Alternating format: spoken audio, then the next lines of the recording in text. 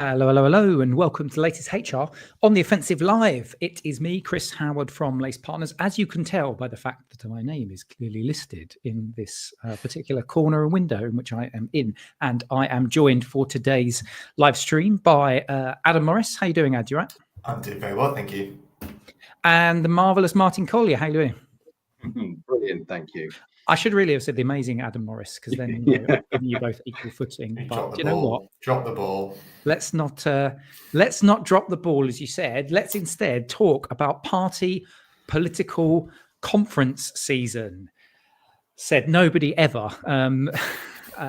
So what we want to do today is, of course, have a chat about the impact to HR teams, and we've put this in the header for today's live stream.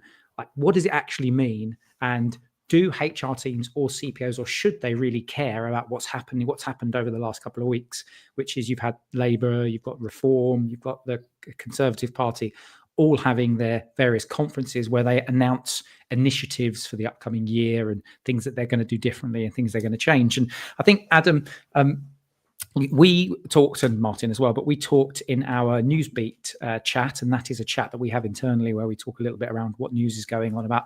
Does it actually impact? And does some of the things that have come out of the conferences, does it really make an impact on HR teams? We asked our CPO network, we got a couple of responses there, and there are some things I think which I think HR people might be somewhat interested in. There was some talk about the impact of apprenticeships, and of course Rachel Reeves has talked about the youth guarantee scheme. But what I thought I'd do today, and get you and Martin just to give us your thoughts for maybe 5 minutes, is just talk to us a little bit around some of the ways in which we think it might impact. And so I guess my question to kick us off, really, and I'll start with you, Adam, and then Martin, if you want to build on that for me, is how does some of these, do any of these decisions that are made at these conferences make any material differences? So if I'm a CPO watching this, or if you let me play the role of CPO today and I'm watching you guys, is there anything that we think is going to make a material impact that's going to change the way in which they think about or conduct their business? So Adam, I'll start with you, but then Martin, feel free to chip in as well. Yeah, and I guess, Chris, to start with, we're not going to, in this video, I guess, talk about kind of the benefits or the drawbacks of any piece of policy. But I do think that there were some interesting things that came out of the political party conferences. I think in terms of how those parties set out their stands, I think was interesting. I think we had kind of probably two directions. We had one that was really talking, or two parties really talking about skilling and employment, which is really sort of Labour, and Labour spoke a lot about reskilling. They spoke a lot about apprenticeships, and the Lib Dems as well as speaking about regional employment. And then clearly we heard from the Conservatives and Reform really around kind of around labour market, clearly around immigration and what that will mean in terms of employment rights for those people who come here to work. So I think that was an interesting point of view that probably CPOs and HR leaders can start to reflect on, is actually, if we did have a time when there were, reduced volumes in terms of workers from outside the United Kingdom, what would that look like in terms of talent pipelines? And conversely, if we had policies that more around apprenticeships and less focus on probably early careers from universities, and maybe more focus on more benefits for early careers outside of universities, how would that benefit employers and also your talent pipelines as well? So I do think they have a impact. Is that impact massive? Probably at this stage in terms of the political cycle, probably not. I think we did some polling amongst our CPO network, and I think we had a few people who were taking legitimate actions. We had a few people who were had taken notice, but maybe leaving it as a watching brief.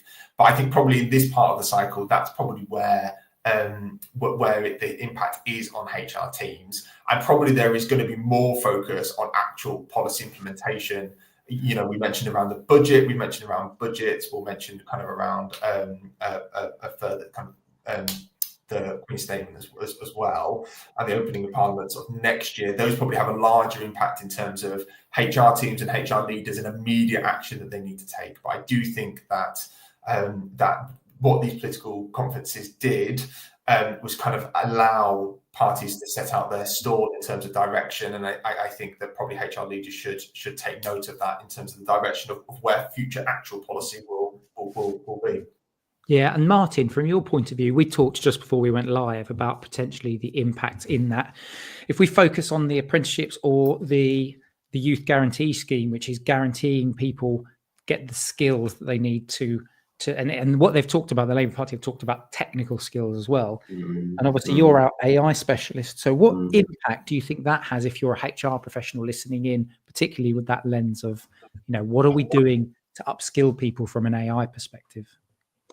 Well, I think we're in a situation where a little bit what Adam was talking about there is we're trying to lay some of the sort of groundwork for future policies, future decision making, because if we can see some of the trends, which is certainly something we're living and breathing at the moment, which is the impact of AI on our economy, productivity, or the potential of productivity. What does that mean in terms of the workforce? So if we think about a number of the big stories that are out there at the moment around the potential impact on early careers and some of the sort of knowledge worker activity, then it's really the supply side of that, if you can put it, to say, are we providing the right skills to our the sort of youth and people coming out of whatever form of education they are, to be able to then join the workforce and have the right skill set in order to immediately start to then fill some of the potential gaps that we've got, as we've got aging populations. But if we're not then filling that back